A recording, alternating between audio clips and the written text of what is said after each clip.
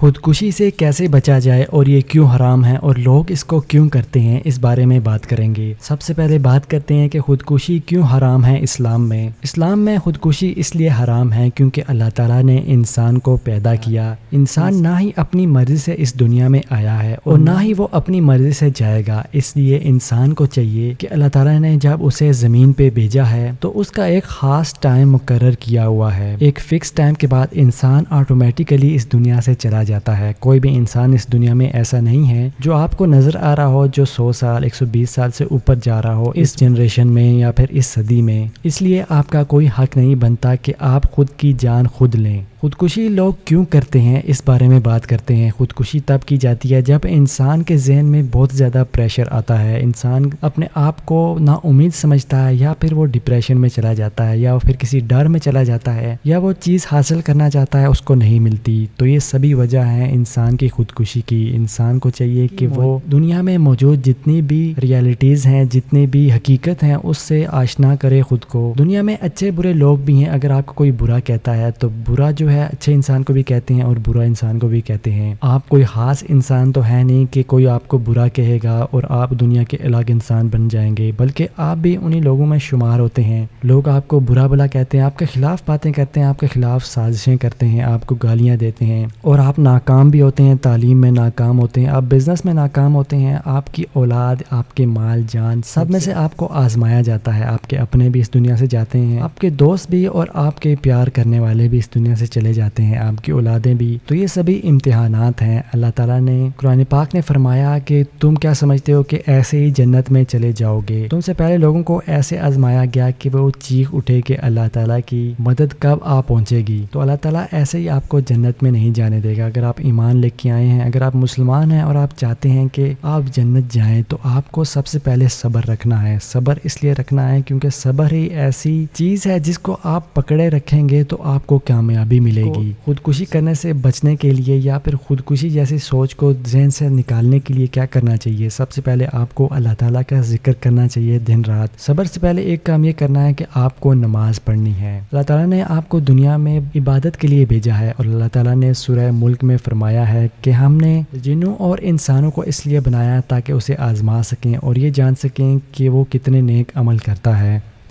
اگر آپ نیک عمل نہیں کریں گے، اللہ تعالیٰ سے جڑ کے نہیں رہیں گے تو آپ کو کبھی سکون نہیں ملے گا، اور اگر آپ سکون نہیں ملے گا تو آپ کو ڈپریشن رہے گا، آپ تنگ رہیں گے، آپ کے ذہن میں الگ الگ باتیں آئیں گی۔ اور اللہ تعالیٰ نے قرآن پاک میں فرمایا صرف اللہ کا ذکر کرنے سے ہی انسانوں کے دل جو ہیں سکون پاتے ہیں۔ جس نے آپ کو بنایا ہے، ظاہر سی بات ہے اگر آپ اس کا ذکر کریں گے، آپ اس سے جڑ کے رہیں گے تو وہ آپ کے اوپر اپنی رحمتیں اور برکتیں نازل کرے گا، جس کی وجہ سے آپ کے ذہن اور جسم اور دل جو ہے وہ پرسکون رہیں گے۔ اس کے ساتھ ساتھ اللہ تعالیٰ نے دن اور رات بنائے تاکہ انسان خاص مقرر وقت پہ سوئے، خاص مقرر وقت پہ کام کرے۔ اگر آپ دن رات جاگے رہیں گے یا پھر آپ اپنی نیند کو ٹھیک طرح سے پورا نہیں کریں گے تو آپ کی جو صحت ہے وہ بگڑ سکتی ہے، اور صحت جب بگڑ جاتی ہے تو انسان سب سے زیادہ کمزور پڑ جاتا ہے۔ جب انسان کمزور پڑتا ہے تو اس کی سوچیں بھی کمزور پڑتی ہیں اور پھر انسان جو ہے آہستہ آہستہ کرتے ہوئے ڈپریشن میں چلا جاتا ہے اور مشکل پریشانی میں خود کو ڈال دیتا ہے۔ اللہ تعالیٰ نے ایک نظام بنایا ہے جس نظام کے مطابق آپ کو چلنا ہے۔ اگر آپ وقت پہ کوئی کام نہیں کریں گے تو آپ کو اس کا نقصان اٹھانا پڑے گا۔ اللہ تعالیٰ نے جب انسان کو بنایا تو ساتھ ساتھ اللہ تعالیٰ نے دنیا میں بہت زیادہ فرشتوں کو بھیجا انبیاء کی مدد کے لیے، اور ان کے ساتھ کتابیں بھی اتاری اور ان کتابوں میں ہدایات تھی۔ قرآن پاک ایک ایسی کتاب ہے جس میں ہدایت دی گئی ہے، اور نبی پاک صلی اللہ علیہ وسلم کی زندگی جو ہے بالکل بہترین نمونہ ہے زندگی گزارنے کا، اور نبی نے ہر کام جو ہے وقت پہ کیا ہے۔ نبی نے ایسے پیشے اپنائے ہیں جن کو کرنے سے انسان کا ذہن مضبوط ہوتا ہے۔ نبی نے ایسی زندگی گزاری ہے جس کو کرنے سے انسان کی روٹین اور انسان کا جو وقت ہے وہ قیمتی وقت بن جاتا ہے۔ نبی نے وقت پہ نکاح کیا، نبی نے لوگوں کی بھی مدد کی اور نبی نے لوگوں کا بھی بہت زیادہ خیال کیا، ان پہ